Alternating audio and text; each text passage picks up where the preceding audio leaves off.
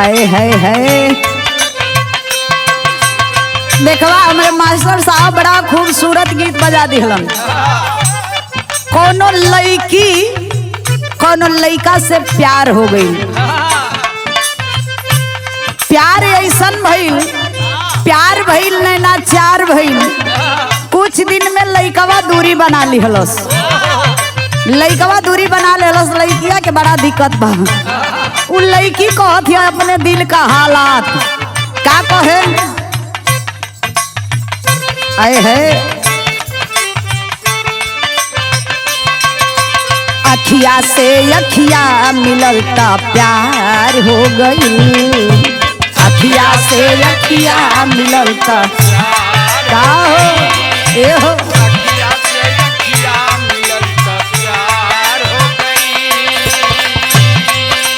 मुस्की उनकर दिल से हमरा पार हो गई, मुस्की उनकर दिल से हमरा पार हो गई।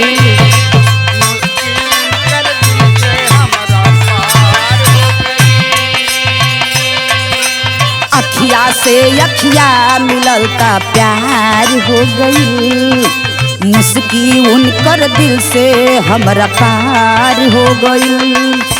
सुत के पलंगिया पे वीडियो कॉल पे लागल रहेला, सुत के पलंगिया पे वीडियो कॉल पे लागल रहेला। एगो पगला हमसे प्यार करके भागल रहेला, एगो पगला हमसे प्यार करके भागल रहेला का हो।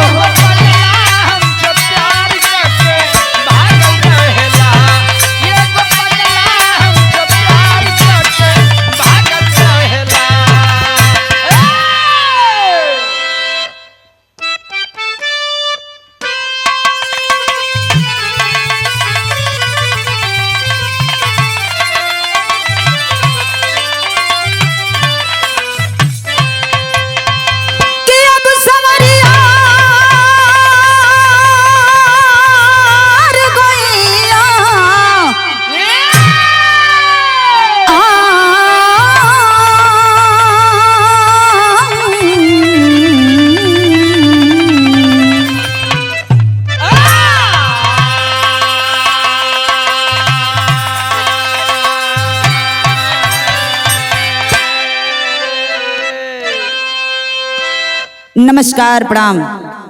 हम रहा गायिका सीमा सरगम। रउआ सब लोगन का गोड़ छुके गोड़ लागतनी। उम्मीद बा जहाँ भी होई रउआ लोग खुश होई, मस्त होई, बेस्त होई। आई रउआ सब लोगन के बीच में एगो बिरहा भेज रहल बनी, जौने बिरहा की किस्मत से अजमावल गई कि किस्मत का चीज होला, किस्मत कब कहाँ कैसन ले जाके कौना मोड़ पे खड़ा कर देला। ए साहब कहे के बा बिरहा में कवि जी 4 लाइन भूमिका के भाव में लिखलन हो भैया। कैसे?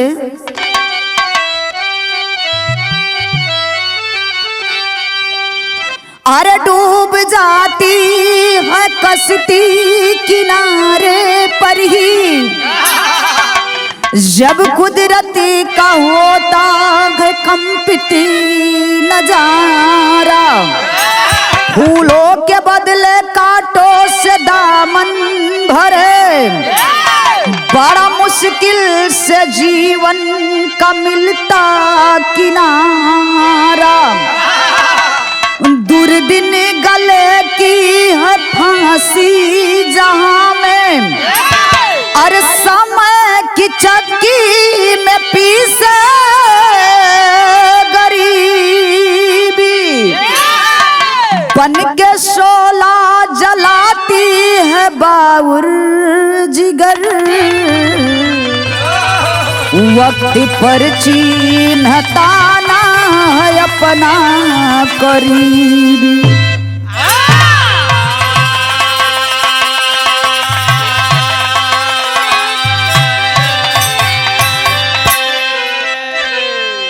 यह कहल जाला समय। ए बाबू देखी, समय कभी कभी ऐसा आवेला तेजू भैया, समय पर केहू आपन अपना से दूर हो जाला, आपन ही अपना के नहीं चिन्हेला।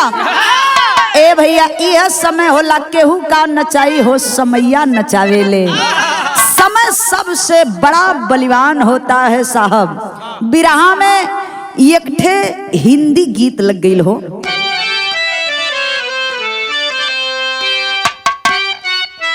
है यह गीत बा अरे हल्का हल्का हल्का हल्का सुरूर है सखी, हल्का हल्का सुरूर है हल्का हल्का सुरूर। लेकिन बिरहा में कवि जी भाव बड़ा खूबसूरत लिखलन हम, कैसे काहे कबा आवा भैया। हमको सबको रुलाते हो मौला, हमको सबको रुलाते हो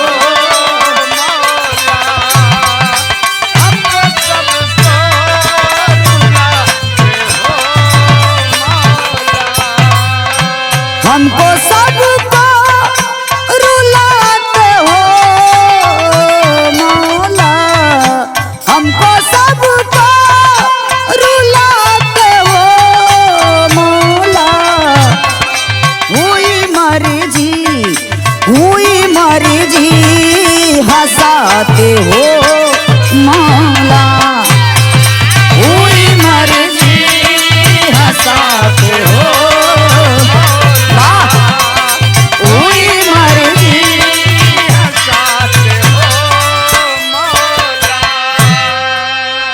हमको सबको रुलाते हो मौला, आरा हमको सबको रुलाते हो मौला, हुई मर्जी हंसाते हो मौला। इस समय का चक्र बाए साहब काहे के बा। बिरहा का कहानी शुरुआत हो गई, नजम का लाइन लगल आवा।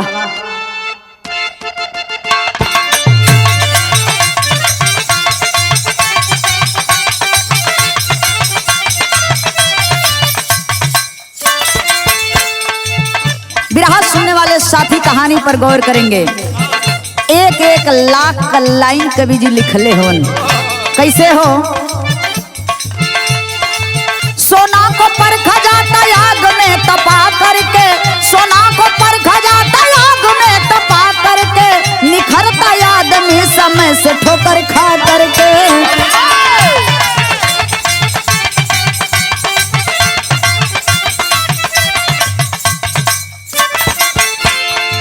बागपत जिले का फौजी जवान रहा, बागपत जिले का फौजी जवान रहा, मिलिट्री गाड़ी का कुशल इंसान रहा।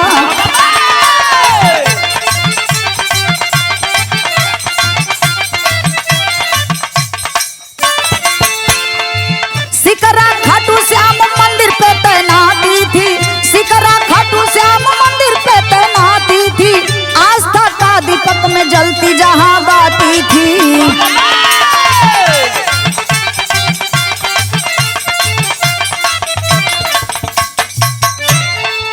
परिवार को दर्शन कराओ मन विचारा है, परिवार को दर्शन कराओ मन विचारा है, मिला न छुट्टी तब फोन एक सहारा है।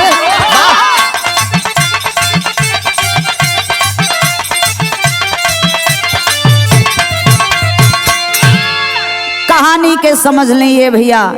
बागपत जिला का रहे वाला महेंद्र फौजी, ए बाबू महेंद्र फौजी घर का एकलौता लड़का हुआ। माई बाबू ये दुनिया के छोड़ के चल बसलन। यार फौजी का जवान है बाबू, घरवा एक ठे बेटी एक ठे बेटा हो। यार ए बाबू घरवा दुल्हन हो, बिटिया और बेटवा के पाल रहल बड़ी। यहर फौजी का जवान ए बाबू ड्यूटी पर सिगरा खाटू श्याम के मंदिर पे तैनात बनन, ड्यूटी कर रहल बनन। ए भैया वही ड्यूटी के दौरान सोच रहल बाड़न महेंद्र फौजी कि काश अपने बिटिया अपने बेटवा अपना पत्नी के बुला लेती और दर्शन करवा देती। खाटू श्याम मंदिर बड़ा चर्चित बा, बुला के दर्शन करवा देती ता कुछ दिल के शांति मिल जाई। ए बाबू फोन कैलन हा घर में, पत्नी रिसीव कैले बाड़ीन। पत्नी जब फोन रिसीव कैलिन तब महेंद्र अपने पत्नी से बतियाओ तड़न की देखबू ना हो, यदि चलिए तू तो हमारी ड्यूटी लागल बा, हमारा ड्यूटी पीरियड में आके तू मंदिर का खाटू श्याम का तू दर्शन कला, बेटी बेटा के साथ में ले आवा।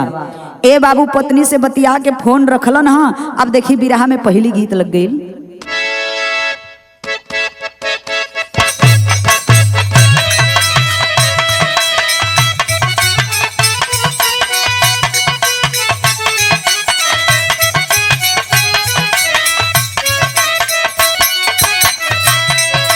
गीतिया के लाइन बा, बोवली मोखीरावा रे जमुना के तीरवा जीरावा नहना दिरे जीरावा नहना दिरे खीरवा या घर दिनवा रात जीरावा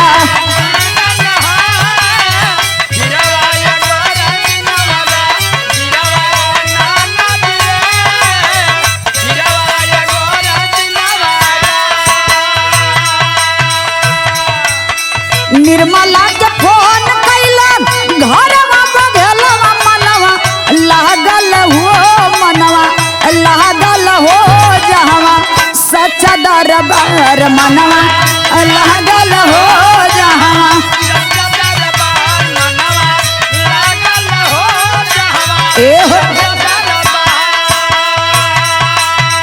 खाटू श्याम बाबा के पावन या सथनावा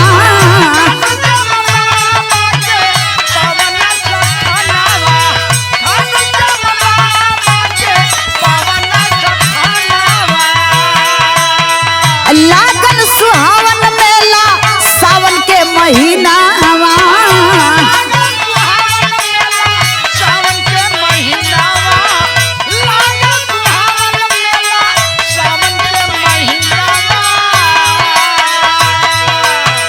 पता भेजत बानी अइहा अल्लाह के गदलवा मनवा अल्लाह गल हो मनवा अल्लाह गल हो जहाँ सच्चा दरबार मनवा अल्लाह गल हो जहाँ सच्चा दरबार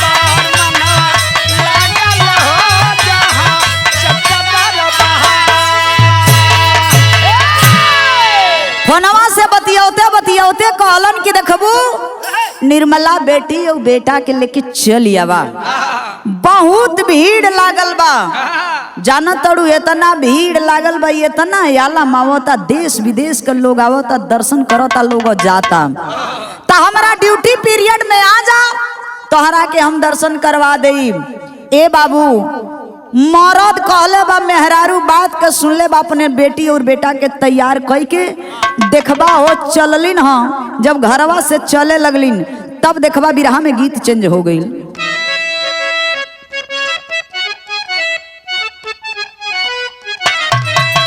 यह गीतिया के लाइन बा, कोनो दुल्हन अपने दुल्हा से कहलस कि अरे हमारे बलमू अरे हमारे बलमू रात को नयला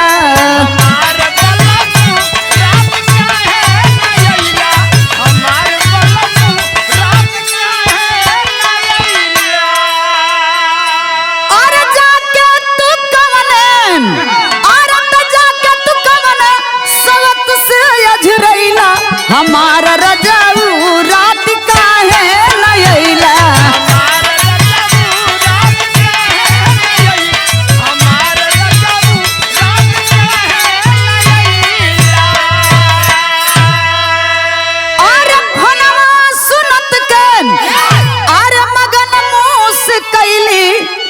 झुमत मनावा स्टेशनवा पर अइली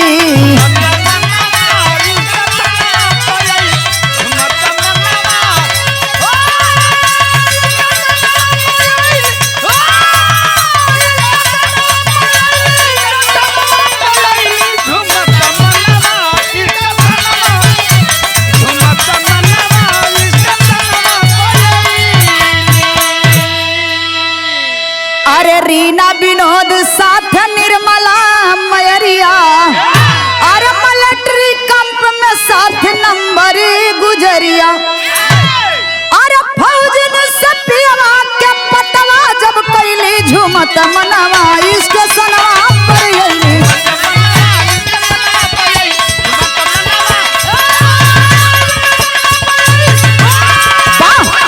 भैया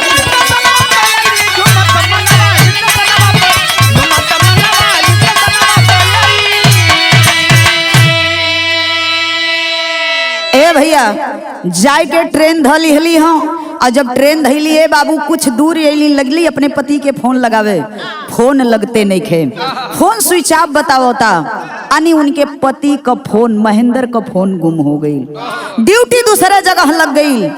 ए बाबू कहल जला सुनले बनी जा कि मिलिट्री का जितना जवान होला कब कहाँ ड्यूटी लग जाई कोनो गारंटी नहीं हो कब कहाँ लोग भेज दिहन कोनो गारंटी नहीं बा। यार फोन हेरा गई ए बाबू अब यार चल दिहलन ड्यूटी पे अभी दिमाग से उतर गई कि आखिर में हम अपने औरत के बोलौली है आवो तड़ी की का करत तड़ी। ए बाबू चल दिलन हर ड्यूटी पर यहर पत्नी पहुंचल बाड़ी निर्मला जहां पति रहलन खाटू श्याम के मंदिर के पास में पहुंचल बड़ी पता बतौले बड़न कि 7 नंबर कैंप में हम रहब। ए बाबू वही 7 नंबर कैंप में मुलाकात हुई। जब 7 नंबर कैंप में गईली है ए बाबू लोगन से पूछे लगली कि भैया यहाँ 7 नंबर में हमार पति रहेलन 7 नंबर कैंप बा हमार पति कहाँ हुवन। ए बाबू केहू बतावे के तैयार नहीं खे। लोग कहलन कि फोन बा फोन कला। निर्मला कहली कि भैया फोन तो नहीं खेलागत फोन स्विच ऑफ बतावता। ए भैया बहिल का बिरहा के शैली में बतावे के पड़ल।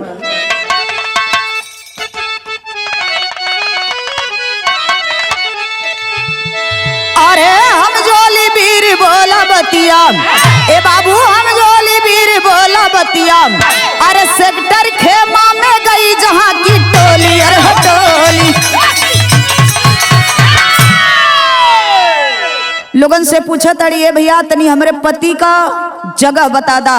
वो कहलन कि हम 7 नंबर कैंप में रहब। ए बाबू ओ अगल बगल का लोग बतौलन कि राते में चल गईलन ड्यूटी उनकर दूसरे जगह लग गई।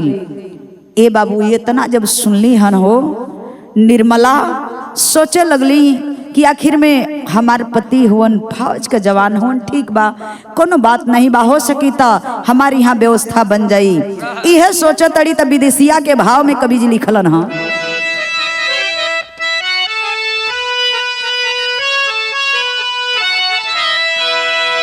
मनवा मन सोचा तड़ी मन में तो तकलीफ बा। फौजी जवान से कहा तड़ी भैया का हम रात भर जा रुक सकतनी। फौजी का जवान कहलन कि नहीं बहन यहाँ तो रुकने का कोई स्थान नहीं है क्योंकि जहाँ फौजी रहते हैं वहाँ औरतों का कोई रहने का जगह नहीं है अलाउ नहीं है। ए बाबू मनवे मन सोच के बड़ा दुख बा भइल का अरे बुझी गईला दुल्हन के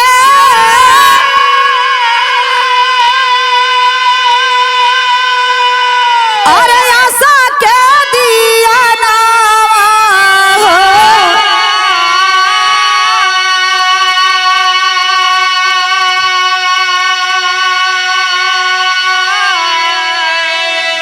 अरे कैली वही फौजिन से बात बाबू रहिया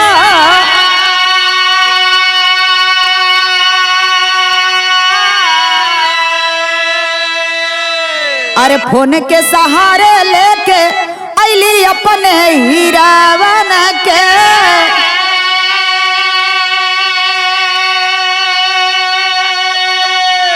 अरे भेंट करवा दा कहवा सजना सिपाहिया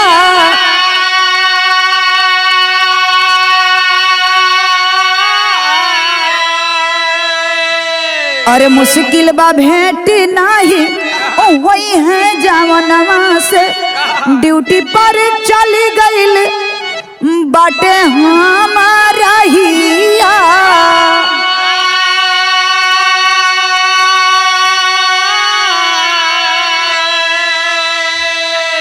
अरे कैंप में बरिस्ता नाही रतियन के पड़ल बाटी गुनान कैली ओ होता ते ही रहिया।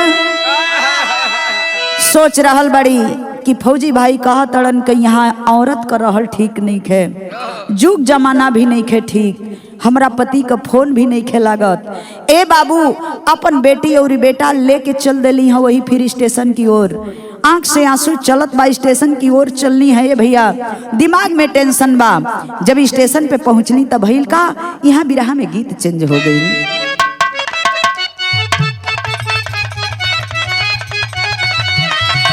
कौनो बहन अपने भाई से कहले रहल, का कहले रहे, आए है यह कहले रहे कयारे ऊंची ऊंची महालिया देखी बियाहला भैया बीरनु, अरे बियाहला भैया बीरनु अभी तक हमार में नहीं जानला भैया बीरनु।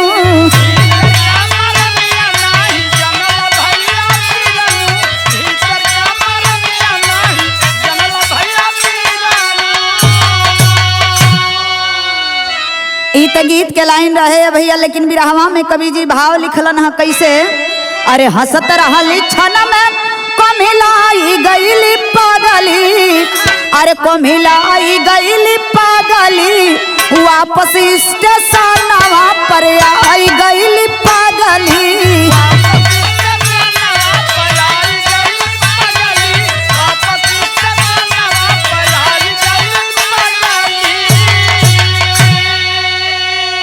ए भैया हंसत खेलत जिंदगिया में हो तनिक देर में बौरहिया बन गई, वापस अपने बिटिया और बेटवा के लेके आइल भैया स्टेशन पे। ए बाबू आखिरत में आंख में आंसू बा, कहे के पड़ल, अरे सोचत रहली घर चलब, अरे गुनत रहली ठाड़ी आ तबले स्टेशनवा से खुल गईली गाड़ी।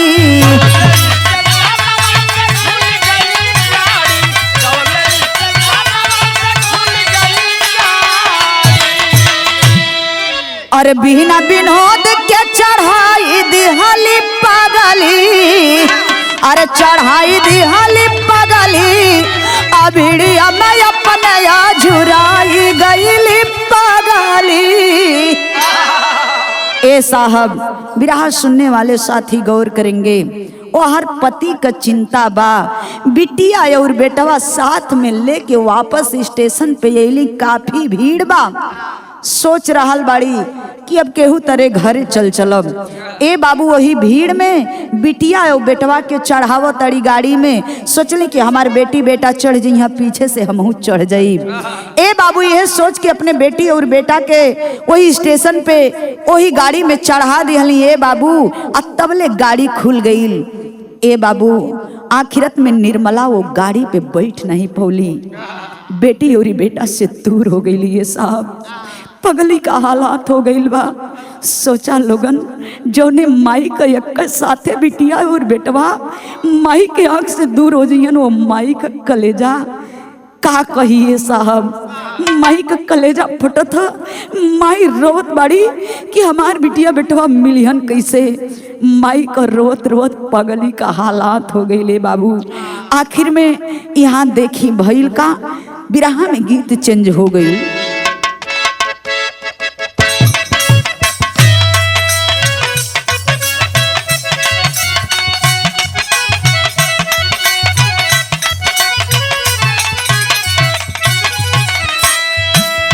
यह गीतिया के लाइन बा, कहली कि ये बंदर कूद जा जमुना में, कूद जा जमुना में मनला ना बतिया हमारे।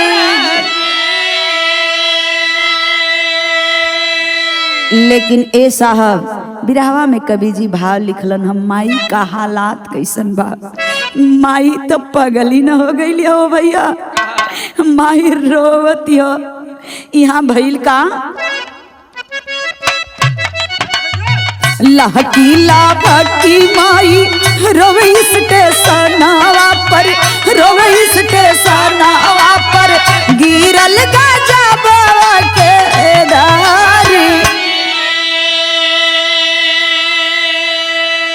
अरे भैया बहनिया यावर छाती पीटी रोवत बाटे, छाती पीटी रोवत बाटे नाजुक उमर बिन आधार।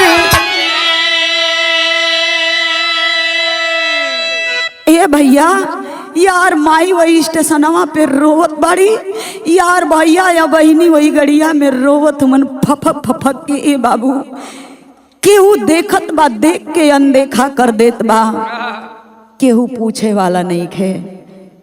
भैया बहनी दोनों लोग हाथ में हाथ धर के रोवत हवन। ए बाबू यहर एक आदमी का नजर पड़ल, उ केकर नजर पड़ल हो भैया कहे के बा।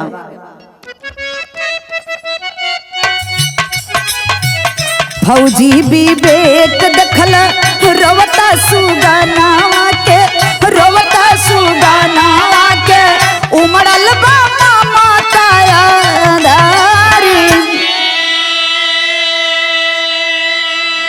भैया बहनिया के छत से लगाई लिहले, छत से लगाई लिहले मनवा के करत विचारी।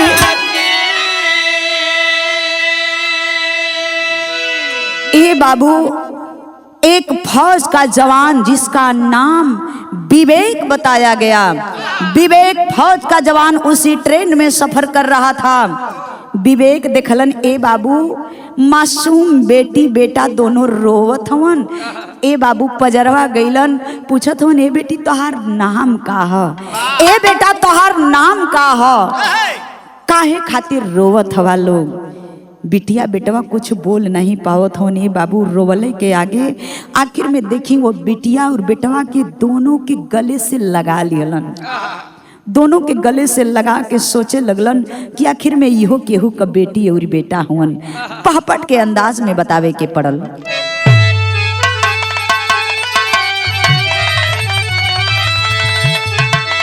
अरे दया से भरल फौजी का नया नावा मनावा बेधेला, अरे दया से भर गईला फौजी का नया नावा मनावा बेधेला। अरे केहू के डाली हवा सुगनवा मनवा बेधेला।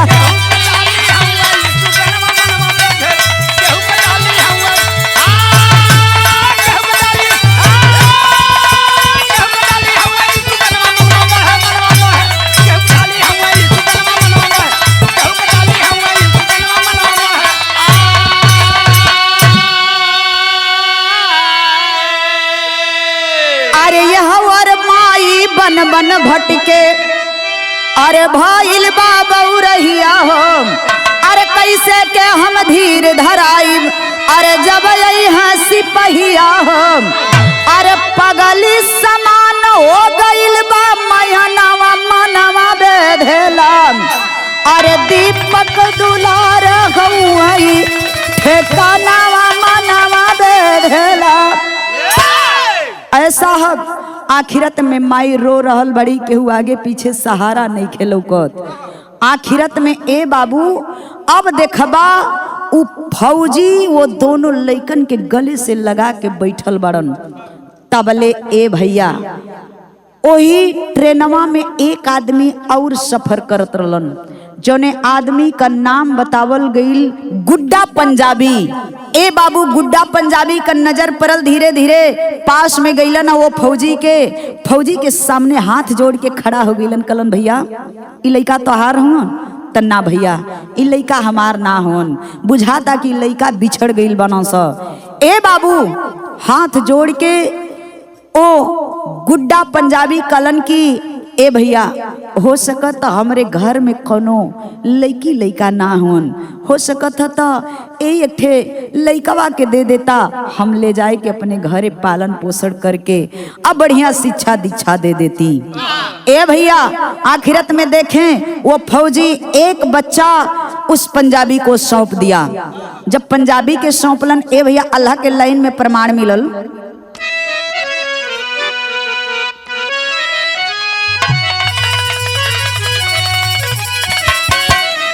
अरे होई गईली माई बीना, ए बाबू होई गईली माई बीना, अरे पंख का चिरैया साहब,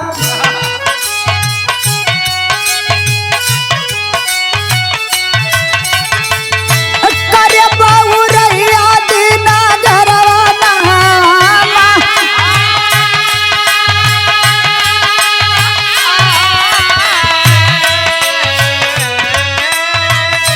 फौजी महेंद्र आइल ड्यूटी पर भवनवा बाबू,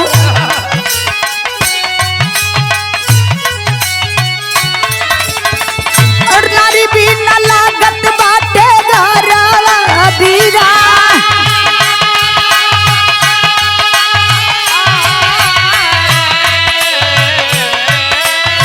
होई गईल धोखा बीरा, करल गुननवा पंचो,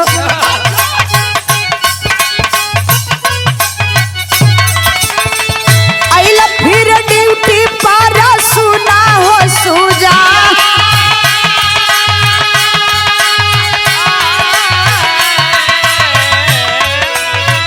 पालत विनोद रहला गुडू पंजाबी घरवा,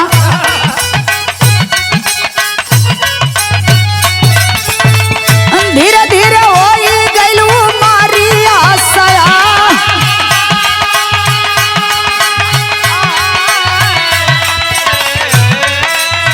धर्म का बेटी बिना रहली हो फौज के बाबू,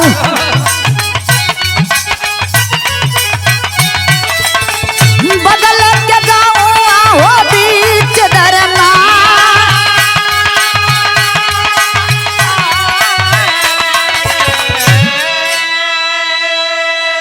ए बाबू देखी कहानी के समझ लें, जौना समय ड्यूटी से छुट्टी पौलन यहर महेंद्र ए बाबू फोन लगावत हुन वहर तो फोन तो एकदम फोन के कामे खत्म हो गईल बा, फोन लगते नहीं खे। यहर निर्मला का भी फोन खो गई स्टेशन पे, माई तो बौरहिया का रूप धैले बिया, माई के कुछ आगे पीछे नहीं खे जनात। ये हमें अब महेंद्र ड्यूटी से वापस अइलन घरे, तो घरे देख रहल बड़न की ताला लागल बा, न घरे हमार बेटी बिया, न बेटा, न औरत बिया। ए बाबू महेंद्र सोच गइलन कि हमरे साथ में बहुत बरियार धोखा हो गईल। ए बाबू आखिरत में जाके रिपोर्ट दर्ज करवौलन आ फिर चल गइलन ड्यूटी पर। ए बाबू कुछ दिन ड्यूटी कैलन हाँ, अब देखी हर बिटिया एक और पर रहल वाली आ बेटवा जौन जाके सरदार जी की यहाँ पलत हुन, धीरे धीरे बेटवा सयान भइल बा, आ हर बेटी भी सयान भइल बा, माई के पते नहीं बा। यहर देखी हो बाबू फौज का जवान अपन ड्यूटी कर रहल बड़न, लेकिन बेटी बेटा का औरत का गम दिल से जात नहीं खे। अब यार कहानी के समझ लिए बाबू, बेटवा सयान भइल बा और वहां सरदार की यहाँ रहत रहत अपन रंग रूप धीरे धीरे चेंज करे लगल, विनोद गुंडा का रूप धल से बाबू। लेकिन के जब देखे तब उल्टा सीधा बात बतियावे, मजा ले, हंसी मस्करी करे।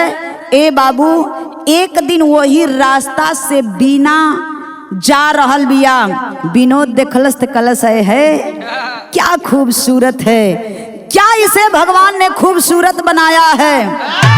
ए बाबू ये कह के आ धीरे धीरे बीना के पजरवा जात हो विनोद।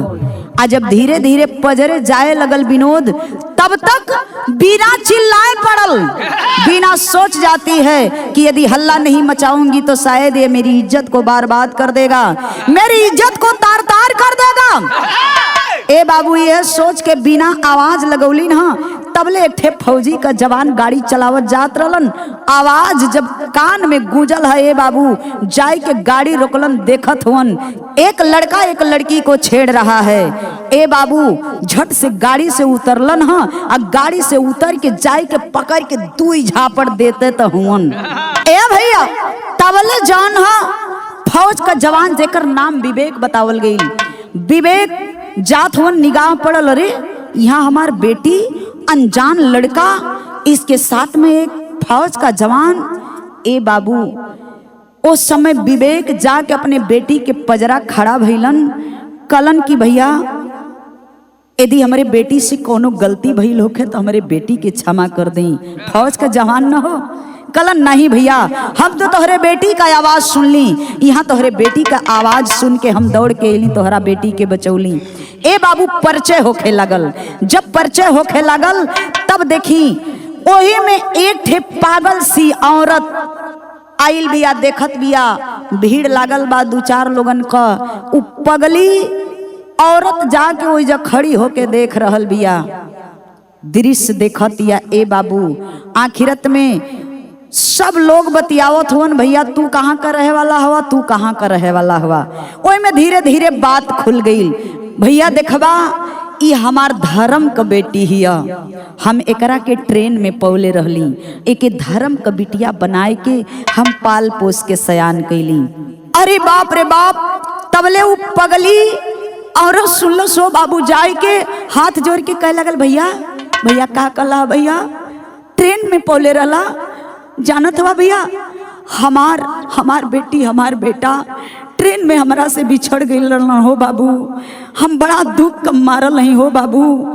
ए बाबू ये तने बतिया कहत कहत तबले वो फौजी का निगाह पड़ल बा केकरा पे, वो पगली औरतिया पे। उ रहल के महेंद्र फौज का जवान। ए बाबू आखिरत में भइल का खड़ी के अंदाज में बतावे के पड़ल। अरे फौजी संग विनोद के झार झार बरसयासिया, अरे करम में बाधा हो बीरनावा के अपने रखिया।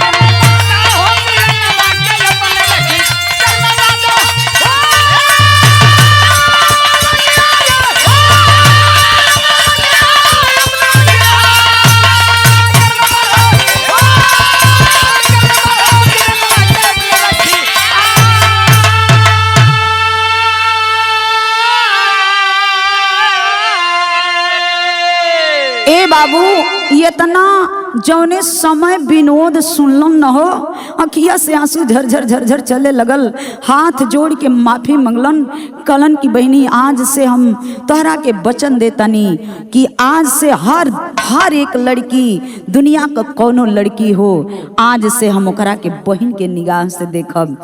बहन आज इतना दिन से ही कलाई सुना रहल बारे पगली, आज ए भाई के कलाई में राखी बांध के कलाई के सजा दे रे पगली। ए बाबू आखिरत में देखी बारे भगवान का मर्जी कहे के पड़ल। रिटायर फौजी से निर्मला सारी बात बताई, अरे अतुल खजाना दे करके तब बेटी का किया विदाई हो।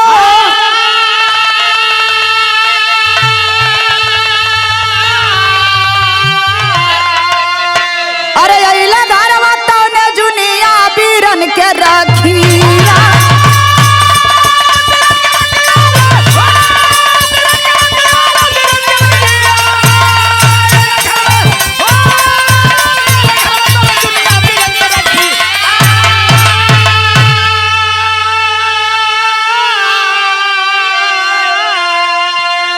गुरु बिहारी गुरु गणेश गुरु रामलाल मरबाकम, अरे स्वर्ग कवि चंदिका बच्चन के बीज पताका।